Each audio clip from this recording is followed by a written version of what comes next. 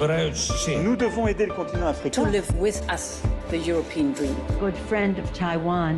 Europe 1, bonjour. Votre revue de presse internationale. Nous sommes d'abord au Japon. Bonjour Bernard Delattre. Bonjour. À la une des journaux japonais ce matin. L'affaire Kennedy bis, c'est le titre de l'hebdomadaire Shukan Bunshun qui publie le rapport d'autopsie de Shinzo Abe, l'ex-premier ministre abattu en juillet dernier. La balle qui lui aurait coûté la vie se serait fichée dans son cou à hauteur de la pomme d'Adam. Sauf que, rappelle le journal, le tireur se trouvait derrière lui. Cette balle aurait donc dévié de sa trajectoire. Cela paraît invraisemblable. On n'a jamais vu ça, confirme un expert en balistique au tabloïd Gendai, qui en déduit que la thèse officielle du tireur isolé est désormais mise à mal. C'est aussi l'avis de la chaîne Fuji News, pour qui, tout comme Lee Harvey Oswald a peut-être eu un complice à Dallas le 22 novembre 1963, Shinzo Abe pourrait avoir été tué par un sniper embusqué, non pas dans son dos, mais face à lui. On ne le saura sans doute jamais, notent la plupart des quotidiens, car on ne peut pas exhumer le corps de l'ex-premier ministre et procéder à une nouvelle autopsie, puisque, comme le veut la tradition bouddhiste, il a été incinéré. Direction l'Algérie, avec vous, Zohir Bouzid. De quoi parle la presse algérienne ce mardi ?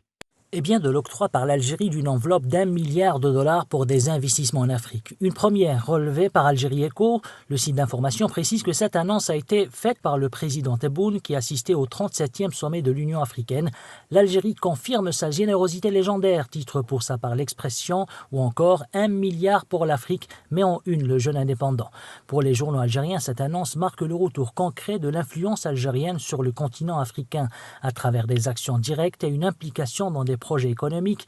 Les autorités algériennes veulent concourir avec les bailleurs de fonds traditionnels de l'Afrique.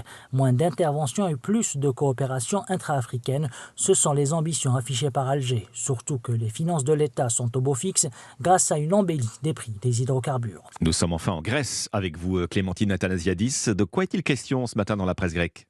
De l'évolution des relations gréco-turques depuis les terribles séismes qui ont frappé la Turquie voisine. Le dialogue se débloque, écrit le quotidien Tanea. L'aide immédiate apportée par la Grèce a été appréciée, ce qui permet de normaliser les rapports entre les deux pays, mettant fin à l'escalade des tensions, analyse le journal. Ankara baisse d'un ton, note le quotidien Efsin, selon qui les ministres des Affaires étrangères des deux pays ont ouvert la voie à une reprise des échanges. Une nécessité, ont déclaré les deux hommes depuis les zones dévastées par les séismes. Cité par le journal Tanea, le ministre turc des Affaires étrangères révèle qu'Ankara a soumis plusieurs propositions dans ce sens, mais précise que tous les différends ne pourront être immédiatement réglés, des différends nombreux et notamment territoriaux liés à la question migratoire ou encore à celle de Chypre. Merci Clémentine Athanasiadis, merci à nos correspondants.